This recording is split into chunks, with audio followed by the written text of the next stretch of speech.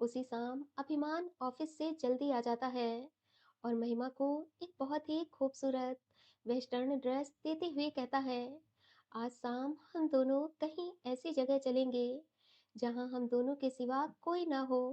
Western dress पहनने को कहता है। महिमा थोड़ी देर बाद उस ड्रेस को पहनकर आ जाती है। अपनी फेवरेट ड्रेस में महिमा को देखकर अभिमान उसे गले से लगा लेता है और उसके बालों की लटों को कान के पीछे करते हुए कहता है, सच में अभी तक यकीन नहीं हो रहा है कि तुम मेरी लाइफ पार्टनर बन चुके हो। इतना कहते हुए वो उसे गोद में उठा लेता है और कहता है, मन करता है कि तुम्हें जमीन पर पैर भी ना रखने दूं। अभिमान, प्लीज मुझे नीचे उतारिए। नहीं मेरी जान, अब तो तुम्हें इन सब चीजों की आदत डाल लेनी चाहिए। अच्छा, पहले ये तो बताओ हम कहाँ जा रहे हैं? एक बहुत स्पेशल जगह जहाँ सिर्फ तुम होगी और मैं और हमारा ढेर सारा प्यार। वो उसे गाड़ी की सीट पर बिठाते हुए कहता है, इस ड्रेस में तुम बहुत खूबसूरत लग रही हो। तुम्हें पता है मैंने ये ड्रेस कब खरीदी थी? कब? जब मुझे इस बात का एहसास हुआ था कि मुझे तुमसे प्यार हो गया है, पर कभी देने की हिम्मत ही नहीं पड़ी क्योंकि मुझे तुमसे डर लगता था। आप इंडिया के टॉप 10 बिजनेसमैन हैं और इतने बड़े बिजनेसमैन होकर मुझसे डरते हैं। बिजनेसमैन मैं बाद में हूँ, पहले तो तुम्हारा पति हूँ। और पति अगर अपनी पत्नी से डर कर रहे तो दोनों के बीच रोमांस कुछ ज्यादा ही होता है। इतना कहते हुए वो महिमा के हाथों को चूम लेता है। महिमा के चेहरे की सारी चमक एक पल में ही चली जाती है। वो मुस्कुराते हुए कहता है, रोमांस का नाम सुनकर तो तुम्हारा चेहरा ही उतर गया। नहीं, ऐसी बात नहीं है। वो हंसते हुए कहता है, कोई बात नहीं, अगर तुम्हारा रोमांस करने का मन नहीं भी होगा तो भी मैं तुम्हें इतना मजबूर कर दूंगा कि तुम प्यार के लिए खुद ब खुद मेरी बाहों में आ जाओगी। महिमा हल्का सा मुस्कुरा देती है। करीब 1 घंटे के बाद वो दोनों एक बहुत ही आलीशान रिसॉर्ट में पहुंचते हैं जो अभिमान का ही था। अभिमान महिमा को लेकर आ रहा था, इसलिए उसने आज पूरे दिन की सारी बुकिंग कैंसिल करवा दी थी। इसलिए रिसॉर्ट में कोई भी नहीं था। पूरा रिसॉर्ट छोटी छोटी लाइटों से जगमगा रहा था। वो दोनों जैसे ही रिसॉर्ट के गेट पर पहुंचते हैं, तभी आसमान में आतिशबाजी की रोशनी होने लगती है। महिमा की नज़र जब आतिशबाजी की रोशनी पर जाती है, तो उसका चेहरा खुशी से चमक जाता है। वो एक पल में ही सब कुछ भूल जाती है और एक्साइटेड होते हुए कहती है, अभिमान, मुझे ये आतिशबाजी बहुत अच्छी लगती है। आपको पता है, दिवाली में मैं ऐसे ही बहुत सारे पटाखे छुड़ाती थी। रोहन को तो बिल्कुल भी पटाखे पसंद नहीं थे, इसलिए वो मुझसे जिद करता था कि मैं एक भी पटाखा न लाऊं। लेकिन मैं उसे चिढ़ाने के लिए खूब ढेर सारे पटाखे खरीदती थी। अभिमान उसके चेहरे पर फैली मुस्कुराहट देखकर बहुत खुश हो गया था और अपने मन में कह रहा था, बस मेरी जान, ऐसे ही तुम मुस्कुराती रहो। तुम्हारी मुस्कुराहट के लिए ही तो मैंने ये सब प्लान किया है। तभी आतिशबाजी धीरे धीरे बंद होने लगती है तो वो उदास हो जाती है। कुछ सेकंड के बाद एक बार फिर रात का आसमान रंग बिरंगी रोशनी से जगमगा उठता है, जब अचानक एक के बाद एक आतिशबाजियां फूटने लगती हैं। महिमा हैरानी से ऊपर देखने लगी और तभी चमकती रोशनी से आसमान में उसका नाम महिमा उभर आया। उसकी धड़कनें तेज हो गईं, आंखें हैरानी और भावनाओं से भर उठीं। अगले ही पल आतिशबाजियों ने मिलकर आसमान पर आई लव यू लिख दिया। अभिमान हल्की मुस्कान के साथ उसकी ओर बढ़ा। उसकी आंखों में सिर्फ महिमा के लिए सच्चा प्यार झलक रहा था। महिमा अभिमान का हाथ पकड़ते हुए कहती है, अभिमान देखो, ऊपर आसमानों पर मेरा नाम लिखा है। अभिमान महिमा को अपनी बाहों में भर ली आंखों में देखते हुए कहता है, महिमा, आई लव यू। महिमा हल्का सा मुस्कुरा देती है और वहां से जाने लगती है तो अभिमान उसका हाथ पकड़ते हुए कहता है, नहीं मैडम जी, इतनी आसानी से तो नहीं छोड़ूँगा। मैंने जो कहा है, उसका मुझे रिप्लाई दो। क्या कहा है आपने? I love you. वो अभिमान की आँखों में देखते हुए कहती है, I love you too. Thank you so much मेरी जान। वो महिमा को लेकर रिसॉर्ट के अंदर आ गया था, जहाँ उसने महिमा की पसंद की हर एक डिश बनवाई थी। महिमा ये देखकर बहुत हैरान रह गई थी कि अभिमान को उसके फेवरेट चीज़ों के बारे में कैसे पता है। और जब वो ये बात अभिमान से पूछती है, तो वो कहता है, माही, मैंने तुम्हारी चाची से तुम्हारी पसंद और नापसंद की सारी चीज़ों के बारे में पूछा, तो उन्होंने मुझे सब कुछ बता दिया। आप मेरी चाची से कब मिले? 4 दिन पहले मैं तुम्हारे चाचा के शॉप पर गया था। वहाँ मेरी मुलाकात तुम्हारी चाची से हुई। वो कुछ सोचते हुए बोला, माही, तुम्हारे चाचा चाची बहुत अच्छे हैं। मुझे उन दोनों लोगों से मिलकर बहुत अच्छा लगा। मैं उनके पास 2 घंटे तक बैठा रहा, लेकिन मेरी मुलाकात तुम्हारे भाई रोहन से नहीं हुई। मैंने तुम्हारी चाची से भी रोहन के बारे में पूछा, तो उन्होंने कहा कि रोहन ट्यूशन गया है। मैंने उनसे बोला था कि मेरी रोहन से बात करवाना, पर उनका फ़ोन ही नहीं आया। महिमा तो अभिमान की बात सुनकर चौंक गई थी। वो धीरे से बोली, आप मेरे चाचा चाची से मिलने के लिए क्यों गए थे? मही, वो अब सिर्फ तुम्हारी फैमिली नहीं है। मैं तो रोहन से मिलने के लिए बहुत एक्साइटेड हूँ। चलो, आज मैं तुम्हारे साथ वीडियो कॉल पर बात करता हूँ। नहीं, इस समय वो सो गया होगा। अरे यार, वो कोई छोटा सा बच्चा है जो रात के 8 बजे ही सो जाता है। अब बहाने मत करो, जल्दी से कॉल लगाओ। अभिमान, आप यहाँ मेरे साथ टाइम स्पेंड करने आए हैं या फिर रोहन की बातें करने? मही, तुम कैसी बहन हो? तुम्हें अपने भाई के बारे में बात करना पसंद नहीं? हाँ, क्योंकि मैं नहीं चाहती कि मैं जब आपके साथ रहूं तो आप इधर उधर की बातें करें। वहीं सौरभ ने कहा था कि तुम्हारा भाई तुम्हारे लिए जान से भी ज्यादा प्यारा है, और जान से प्यारे भाई की बात करना तुम्हें पसंद नहीं। ये बात मुझे कुछ समझ में नहीं आ रही। महिमा की आंखों में आंसू आ जाते हैं, तो अभिमान उसे गले से लगाते हुए कहता है, महिमा, इसमें रोने वाली क्या बात है? मुझे पता चला था कि रोहन तुम्हारी लाइफ का सबसे इम्पोर्टेंट पर्सन है, पर आज तुमसे बात करके ऐसा लग रहा है कि वो तुम्हारे लिए तो इम्पोर्टेंट है ही नहीं। महिमा अभिमान का माइंड डाइवर्ट करने के लिए कहती है, अभिमान इम्पोर्टेंट है, पर इस समय सबसे ज़्यादा आप मेरे लिए इम्पोर्टेंट हैं, और मैं चाहती हूँ कि अब आप सारी बातों को भूलकर मुझे ये बताएं कि आप मुझे यहाँ लेकर क्यों आए हैं। वो उसे कमर से पकड़ते हुए अपनी तरफ खींच लेता है और कहता है, सिर्फ रोमांस करने के लिए? वो तो आप चौहान हाउस में भी कर सकते थे। हाँ, कर सकता था, लेकिन चाहता था कि ऐसी जगह जाऊं जहां हम दोनों के सिवा कोई भी ना हो। और फिर उस रात अभिमान और महिमा एक दूसरे के बेहद करीब आ जाते हैं।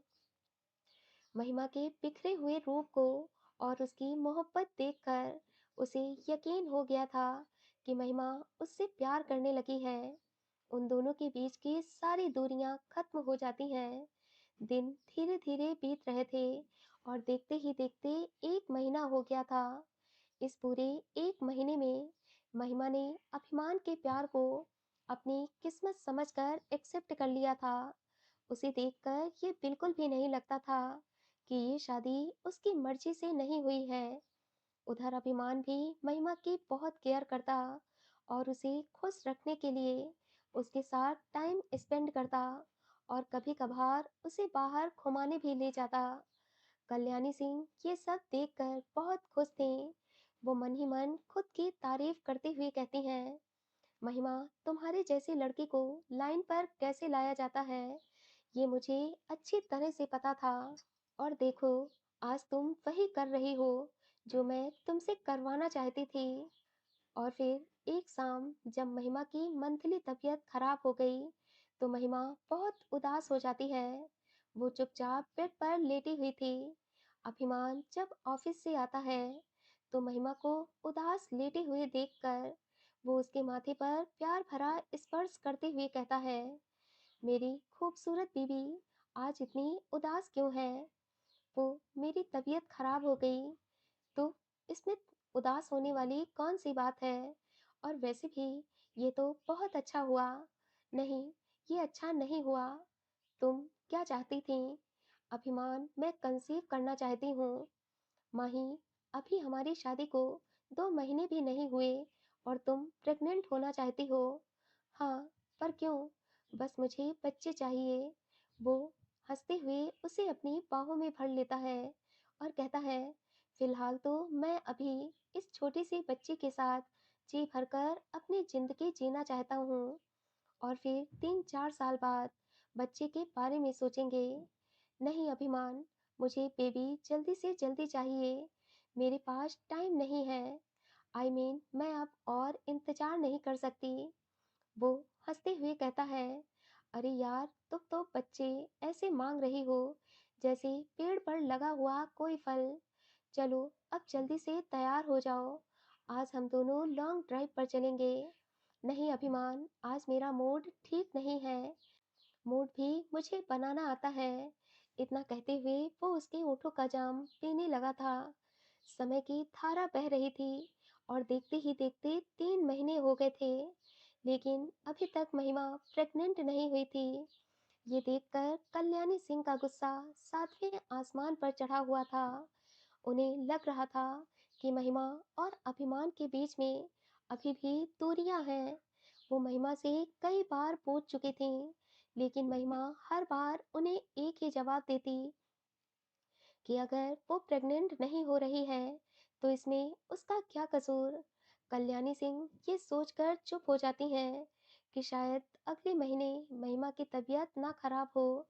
लेकिन जब चौथे महीने भी महिमा की तबीयत खराब हो गई तो कल्याणी सिंह से ये बर्दाश्त नहीं हुआ। उन्हें लगा कि महिमा उन्हें बेवकूफ बना रही है। अभिमान बस अभी ऑफिस जाने के लिए घर से निकला ही था कि तभी कल्याणी सिंह महिमा के कमरे में आती हैं और कहती हैं, मुझे लगता था कि तुम अपने भाई से बहुत प्यार करती हो, पर झूठ। अगर तुम रोहन से प्यार करती होती तो जो मैंने तुमसे कहा था वो तुम जरूर करती। आपको अच्छी तरह से पता है कि मैंने वो सब करने की कोशिश की है जो आपने मुझसे कहा था। अब अगर बेबी कंसीव नहीं हो रहा है तो इसमें मेरी क्या गलती? गलती तुम्हारी ये है कि तुमने अभी तक मेरे अभिमान को अपने करीब आने ही नहीं दिया, वरना अब तक तुम्हारी प्रेगनेंसी के पूरे 3 महीने बीत गए होते। तुम अभिमान को बेवकूफ बना सकती हो, पर मुझे नहीं। मैं अच्छी तरह से जानती हूँ कि आज भी तुम्हारे दिलो दिमाग पर उस श्रेयांश के प्यार की पट्टी चढ़ी हुई है और उसके प्यार की वजह से तुम अभिमान से दूर दूर रहती हो। बस मेरे सामने ऐसा दिखावा करती हो कि तुम और अभिमान एक हो चुके हैं। कल्याणी सिंह की बात सुनकर महिमा को बहुत गुस्सा आ रहा था, इसलिए वो अपने गुस्से को कंट्रोल नहीं कर पाती है और गुस्से से उन्हें देखते हुए कहती है, अगर आपको मेरी बात पर यकीन नहीं है तो जाइए अपने पोते अभिमान सिंह से पूछिए कि क्या उसने मेरे साथ मोहब्बत भरी रात बिताई है या नहीं। पर आप उससे नहीं पूछेंगी क्योंकि आपके अंदर इतनी हिम्मत ही नहीं है। लड़की, शायद तुम एक बार फिर भूल गई कि मैं कल्याणी सिंह हूँ। महिमा के सब्र का बांध टूट गया था, इसलिए वो रोते हुए बोली, नहीं, मैं इस जन्म में क्या, अगले 7 जन्मों तक ये नहीं भूल सकती कि मेरी जिंदगी बर्बाद करने वाली आप कल्याणी सिंह हैं। वो कल्याणी सिंह जिसने मेरे भाई को मुझसे दूर कर दिया, जिसने मुझसे मेरा प्यार छीन लिया, 15 दिन पहले मेरी शादी तोड़ दी और मुझे इतना मजबूर कर दिया कि थक हार कर मुझे तुम्हारे पोते से शादी करनी पड़ी। उस पोते से जिसकी मैं रिस्पेक्ट तो बहुत करती हूँ, लेकिन प्यार नहीं। तुमसे तुम्हारा प्यार छीन कर मैंने तुम्हारी जिंदगी आबाद कर दी है। आज चौहान हाउस में रहकर तुम्हें जो लग्जरी लाइफ मिली है, वो सिर्फ मेरी बदौलत। वरना उस 2 टके के लड़के श्रेयांश के साथ शादी करके तुम्हें सिर्फ 2 वक्त की रोटी और एक 3 BHK रूम ही मिलता। इसलिए तुम्हें तो मेरा शुक्रगुजार होना चाहिए। महिमा गुस्से से चिल्लाते हुए बोली, अब आप यहाँ से जाइए। कहीं ऐसा ना हो कि मैं ये भूल जाऊं कि आप उस इंसान की दादी हैं जिनकी मैं बहुत रिस्पेक्ट करती हूँ। इतना कहते हुए उसने अपना मुंह फेर लिया था और कल्याणी सिंह अपनी आंखें लाल करते हुए जैसे ही पीछे की तरफ मुड़ी तो सामने अभिमान को खड़ा देखकर उनके हाथ पांव सुन्न हो गए। कुछ देर के लिए तो वो खामोश खड़ी रहीं और फिर अपनी लड़खड़ाती जुबान से बोली, अभिमान बेटा, आप तो ऑफिस गए थे। हाँ दादी, मैं ऑफिस गया था, लेकिन एक फाइल भूल गया था, इसलिए वापस आना पड़ा। इतना कहते हुए वो कमरे में आ जाता है। महिमा जब अभिमान की आवाज सुनती है तो वो चुपके से अपने आंसू पोंछती है। उसकी दादी अभिमान की तरफ मुस्कुराते हुए कहती हैं, अभिमान, महिमा को भी अपने साथ ऑफिस ले जाया करो। तुम्हारे जाने के बाद वो बिल्कुल अकेली पड़ जाती है। अभिमान कभी महिमा को देखता तो कभी अपनी दादी को और फिर जोर जोर से हंसते हुए कहता है, वैसे एक्टर तो आप दोनों बहुत कमाल के हैं। इतनी बाखूबी से हर किरदार निभाती हैं कि सामने वाले को पता ही नहीं चलता कि इस समय आप रील में हैं या फिर रियल में। उसकी दादी मुस्कुराते हुए कहती हैं, अभिमान बेटा, कैसी बातें कर रहे हो। वो ताली बजाते हुए कहता है, दादी माँ, सीरियल खत्म हो चुका है, इसलिए अब आप दोनों अपने रील फॉर्म से निकलकर रियल फॉर्म में आ जाइए, क्योंकि मैं आप दोनों को पहचान चुका हूँ। इतना कहते हुए वो महिमा के सामने जाकर खड़ा हो जाता है और कहता है, मोहब्बत की थी तुमसे, एक नहीं 10 बार पूछा था, लेकिन हर बार तुम झूठ बोलती रही। महिमा, क्यों किया तुमने ऐसा। जानता था कि तुम्हें मुझसे मोहब्बत नहीं है, लेकिन फिर भी तुमने मुझे यकीन दिलाया कि तुम मुझसे मोहब्बत करती थी। तुम्हारे इजहार करने के बाद भी मैं तुम्हारे करीब नहीं आया था, क्योंकि दिल के किसी कोने से ये आवाज आती थी कि तुमने जो कुछ भी मुझसे कहा है वो सच नहीं है। लेकिन उस रात जब तुम मेरे पास आए तो मुझे ऐसा लगा कि सच में तुम्हें मुझसे मोहब्बत है। पर मैंने तुम्हें सच्चे दिल से अपना भी लिया, और मैंने तुम्हें सच्चे दिल से अपना लिया। क्या यही मेरा कसूर था? अगर हाँ, तो इस कसूर की कोई ऐसी सजा देती जिसमें मेरा दम एक पल में ही निकल जाता।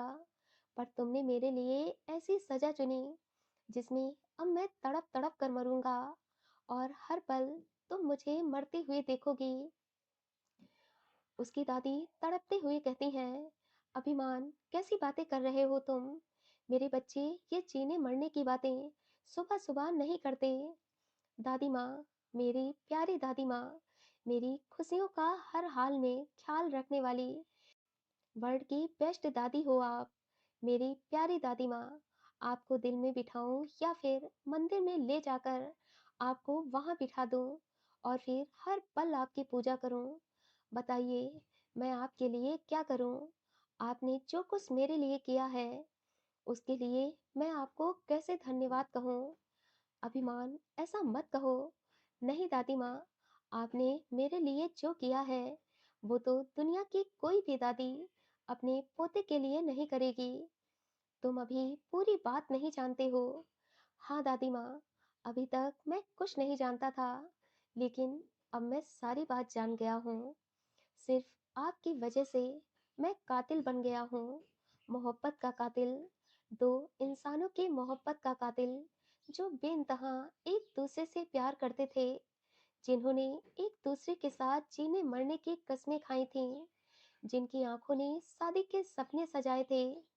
ऐसे तो प्यार करने वाले जोड़े की मोहब्बत का कातिल आपने मुझे बना दिया। अब आप ही बताइए, दुनिया की कौन ऐसी दादी होगी जो अपने पोते को कातिल बनाएगी। अभिमान, महिमा श्रेयान से प्यार नहीं करती। झूठ मत बोलिए दादी माँ। एटलीस्ट कम से कम अब तो झूठ बोलना बंद करिए। आपके एक फैसले ने मेरी जिंदगी बर्बाद कर दी, मुझे अपनी ही नजरों में गिरा दिया।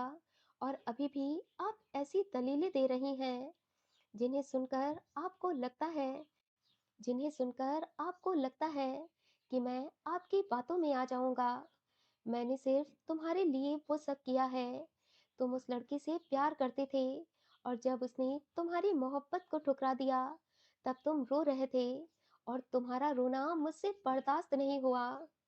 रो रहा था सिर्फ इसलिए क्योंकि दिल में दर्द हो रहा था। दर्द इस बात का कि जिंदगी में पहली बार किसी लड़की को चाहा और वो भी किसी और को चाहती है। पर प्यार पाने का नाम नहीं है, प्यार में त्याग होता है। मैंने इस सच को एक्सेप्ट कर लिया था। धीरे धीरे अपनी लाइफ में मूव ऑन करने की कोशिश भी कर रहा था, लेकिन आपने सब बर्बाद कर दिया। एक बार फिर ये नहीं सोचा कि जब मुझे ये सारी बात पता चलेगी तो मेरे दिल पर क्या बीतेगी। मानता हूँ कि मैं महिमा से बेइंतहा प्यार करता था, करता हूँ और करता भी रहूँगा। लेकिन इसका मतलब ये तो नहीं कि मैं उसे जबरदस्ती अपना बना लूँ और उसे प्यार करने के लिए मजबूर करूँ। दादी माँ, मुझे बहुत गुरूर था आप पर, आपके दिए संस्कारों पर, लेकिन आपने एक पल में ही मेरे गुरूर को चकनाचूर कर दिया। सच कहूँ, आज मैं खुद को बहुत गिरा हुआ महसूस कर रहा हूँ। इतना कहते हुए जब अभिमान फूट फूट कर रोने लगा, तो महिमा उसका हाथ पकड़ते हुए कहती है, अभिमान प्लीज मत रो।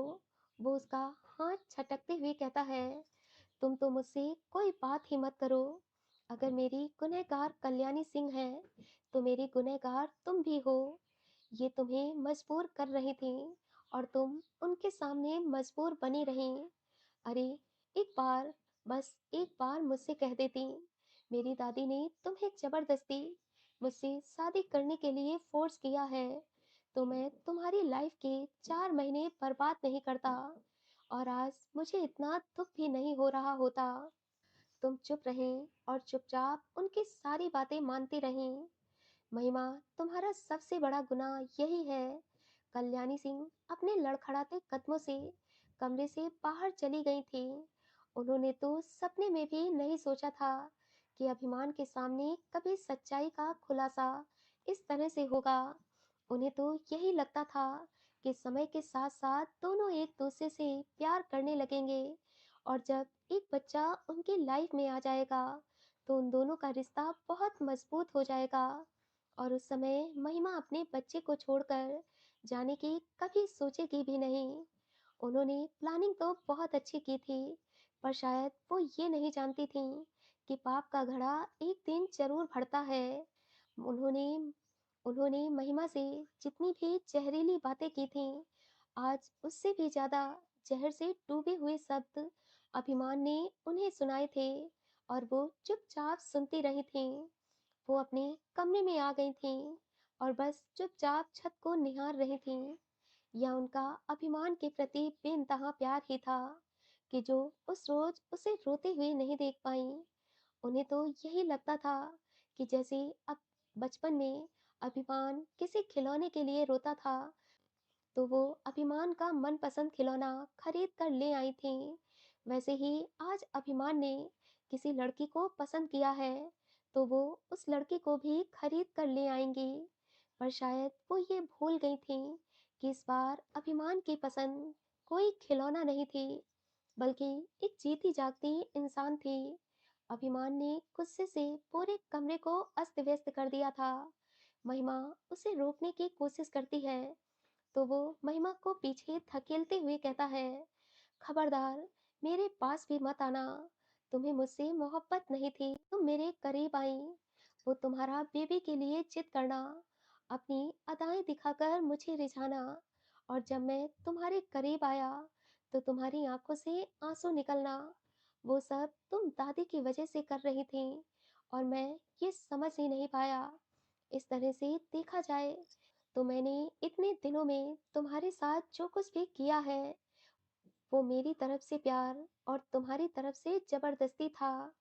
वो अपने बालों को मुट्ठियों में कसते हुए बोला, ओह माय गॉड! मुझसे ये क्या हो गया? मैं किसी और की मोहब्बत को अपना समझ बैठा, जबकि वो मेरी थी ही नहीं। और उसके साथ वो सब भी कर लिया, जिस पर मेरा कोई हक नहीं था। उसमें तुम्हारी मर्ज़ी तो थी ही नहीं, वो सब तुमने मजबूरी में किया था। इसका मतलब उस रात मैंने तुम्हारे साथ प्यार नहीं, अभिमान, प्लीज़ अपने आप को गुनहगार मत समझो। इसमें तुम्हारा कोई दोष नहीं है और ना ही मैं तुम्हें किसी बात के लिए ब्लेम कर रही हूँ। हाँ महिमा, दोस्त मेरा नहीं तुम्हारा है। काश तुमने मुझे एक बार बताया होता। मैंने बताने की तुम्हें कोशिश की थी, तुम्हारी ऑफिस भी आई थी, लेकिन वहाँ तुम्हारी दादी ने सबको सख्त हिदायत दी थी कि कोई मुझे तुम्हारा नया नंबर ना बताए। और फिर महिमा उसे सारी बात बताती है कि किस तरह से दादी माँ ने पहले श्रेयांश को और फिर रोहन को किडनैप करके अपने पास रख लिया और उसे धमकी भी दी। वो अपने आंसू पोंछते हुए कहती है, अब तुम ही बताओ अभिमान, ऐसी सूरत में मैं तुमसे क्या कहती। एक तरफ श्रेयांश था और दूसरी तरफ मेरा भाई। दादी माँ तो मेरे चाचा चाची को भी हर्ट करना चाहती थी। और फिर तब मुझे एहसास हुआ कि कल्याणी सिंह के सामने मैं बहुत छोटी हूँ। थक हार कर मुझे उनके सामने घुटने टेकने पड़े और ना चाहते हुए भी वो सब करना पड़ा जो मैं इतने दिनों से कर रही थी। अभिमान चुपचाप वहां से चला जाता है और दादी माँ की असिस्टेंट रेनू के घर पहुंच जाता है। रेनू उसे देखकर चौंक जाती है। अभिमान कहता है, रोहन कहाँ है? झूठ बोलने की कोशिश मत करना, क्योंकि सच्चाई क्या है ये मैं अच्छी तरह से जान गया हूँ। सॉरी सर, मैं आपको रोहन के बारे में नहीं बता सकती जब तक मैम मुझे बताने को नहीं कहेंगी। तुम भूल रही हो कि मैं अभिमान सिंह हूँ, अच्छी तरह से पता है। पर मैं मैम से किसी तरह की दुश्मनी नहीं लेना चाहती। अगर उन्हें पता चल गया कि मैंने आपको रोहन के बारे में बताया है, तो वो मुझे जिंदा नहीं छोड़ेंगे। अभिमान को ये सुनकर बहुत आश्चर्य होता है। वो अपने मन में कहता है, मैं ये तो जानता था कि दादी माँ बहुत सख्त मिजाज की हैं, पर सख्त मिजाज के साथ साथ वो इतनी खतरनाक हैं, ये मैं नहीं जानता था। अभिमान सीधा अपनी दादी के पास आता है और बहुत कड़क अंदाज में कहता है, दादी माँ, मुझे रोहन से मिलना है, अभी इसी वक्त। वो गोवा में है और हॉस्टल में रहता है। उसी शाम अभिमान दादी माँ से बिना कुछ कहे गोवा चला जाता है। दादी माँ अभिमान के इस बेरुखी को बर्दाश्त नहीं कर पाती हैं और फूट फूट कर रोते हुए कहती हैं, मेरे बच्चे, मैंने सिर्फ तुम्हारी खुशी के लिए ये सब किया था, लेकिन तुम भी मुझे गलत समझ रहे हो। थोड़ी देर बाद जब महिमा और अभिमान गोवा पहुंचते हैं, तो 4 महीने बाद रोहन को अपनी आंखों के सामने देखकर महिमा उसे गले लगाकर रोने लगती है। रोहन भी रोते हुए कहता है, दीदी, आपने मुझे गोवा क्यों भेजा? आपको पता है ना कि मुझे चाचा चाची और आपके बिना अच्छा नहीं लगता। जब से यहाँ आया हूँ, पढ़ाई में मन भी नहीं लगता और ना ही कुछ भी खाने पीने में। प्लीज दीदी, मुझे यहाँ से ले चलिए, यहाँ मेरा दम घुटता है। महिमा उसके सर पर हाथ फेरते हुए कहती है, रोहन मेरे भाई, मैं तुम्हें लेने ही आई हूँ। सच दीदी? हाँ रोहन, अब हम सब एक साथ रहेंगे। तुम जल्दी से अपनी पैकिंग कर लो। रोहन की बातें सुनकर अभिमान को अब और भी ज्यादा गिल्टी फील हो रहा था। वो अपने मन में कहता है, दादी माँ, अपने बच्चे की खुशी के लिए दूसरे बच्चे की खुशियों को दांव पर लगा दिया। ये आपका कैसा प्यार था? औरत को तो ममता की मूरत कहा जाता है, पर अफसोस, आपके अंदर ममता सिर्फ अपने बच्चे के लिए है। रोहन महिमा की मांग में सिंदूर और मंगलसूत्र देखकर कहता है, दीदी, आपने श्रेयांश जीजू से शादी भी कर ली और मुझे बुलाया भी नहीं। श्रेयांश का नाम सुनकर महिमा और अभिमान एक दूसरे को देखने लगते हैं। महिमा को चुप देखकर रोहन कहता है, मैं आपसे और श्रेयांश जीजू से नाराज हूँ। जीजू कहते थे कि वो मेरे बिना शादी ही नहीं करेंगे और मुझे बिना बताए आपसे शादी कर ली और मुझसे मिलने भी नहीं आए। दिल्ली पहुंचकर मैं उनसे खूब झगड़ा करूंगा। महिमा रोहन की तरफ देखते हुए कहती है, रोहन, मैंने श्रेयांश से शादी नहीं की, तो आप मांग में सिंदूर लगाकर क्यों घूम रही हैं? ऐसा तो नहीं किसी ड्रामा कंपनी में आप काम करने लगी हैं? उसकी बात पर महिमा हल्का सा मुस्कुरा देती है और कहती है, रोहन, ये अभिमान सिंह है और मेरी शादी इनसे हुई है। रोहन अभिमान की तरफ हैरानी भरी नजरों से देखते हुए कहता है, दीदी, जहाँ तक मैं जानता हूँ तो आप श्रेयांश जीजू से प्यार करती थीं। 15 दिन बाद आप लोगों की शादी होने जा रही थी। फिर ऐसा क्या हुआ कि आपने इनसे शादी कर ली? रोहन, जोड़ियां तो भगवान बनाते हैं। मेरी जोड़ी अभिमान के साथ बनी थी, तो श्रेयांश से कैसे शादी हो जाती? झूठ बोल रही हैं आप। आपकी कोई बहुत बड़ी मजबूरी रही होगी, जिस वजह से आपको इनसे शादी करनी पड़ी। मैं अच्छी तरह से जानता हूँ कि आप और श्रेयांश जीजू एक दूसरे से कितना प्यार करते थे। नहीं रोहन, तुम। वो महिमा की बात को बीच में काटते हुए बोला, दीदी, एक बात आप भी समझ लीजिए, मैं इन्हें अपना जीजू नहीं मानता, क्योंकि आप दोनों की लव स्टोरी में ये विलन बनकर आए हैं। श्रेयांश जीजू ही मेरे जीजू रहेंगे। इतना कहते हुए वो गाड़ी में आकर बैठ गया था और अभिमान अपने आप से कहता है, अभिमान सिंह, तुम्हारी खुद की लव स्टोरी तो मुकम्मल नहीं हुई, लेकिन इन दोनों की लव स्टोरी के तुम विलेन जरूर बन गए। दोस्तों, कहानी का ये भाग आपको कैसा लगा? प्लीज़ मुझे कमेंट करके ज़रूर बताएं। कहानी अच्छी लगी हो तो कहानी को लाइक, वीडियो को शेयर और चैनल को सब्सक्राइब करना बिल्कुल भी मत भूलिए, क्योंकि चैनल के सब्सक्राइब करने पर ही आपको मेरी कहानियों का नोटिफिकेशन मिलता रहेगा। सो प्लीज़ दोस्तों, चैनल को सब्सक्राइब करिए और कहानी के प्रति अपनी राय ज़रूर दीजिए। मिलते हैं इस कहानी के अगले भाग में।